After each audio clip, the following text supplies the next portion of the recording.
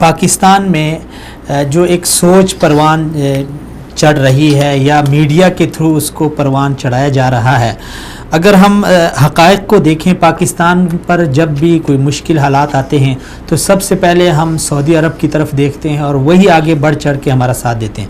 लेकिन इन हक़ाइक़ को मसख़ किया जाता है, इन हक़ाइक़ को तस्लीम करने से इनकार किया जाता है और पाकिस्तानी कौम में ये एक माइंड सेट बनाया जाता है कि पाकिस्तान में जितनी भी तख़रीबकारी होती है उसके पीछे सऊदी अरब का हाथ है। तो इस हवाले से आप क्या कहते हैं? ये एक दुश्मन की साजिश है।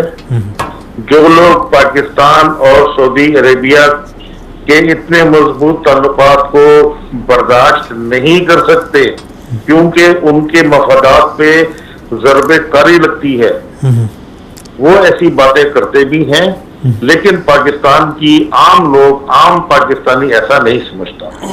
ये एक मखसूस टोला है, छोटा सा, वो इस किस्म की बातें करता है जिसकी ना तो हमारी नजर में कोई हैसियत है, ना हमारी नजर में इसकी कोई अहमियत है।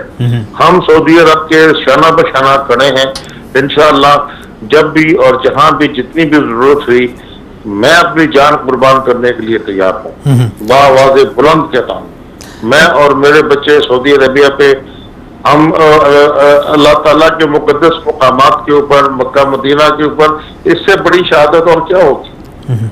मैं, मेरी औलाद, मेरा खानदान, हम सऊदी अरब के लिए जान कुर्बान करने में सोचेंगे भी नहीं। अल्लाह ताला सऊदी अरब को सलामत रखे, उसकी कुव्वत में इजाफा करे और ये जितने लोग मैली निगाह से देखने वाले हैं, अल्लाह इन सबको शर्मिंदा करे और इनको नेस्तो नाबूद करे। ये हम चाहते हैं।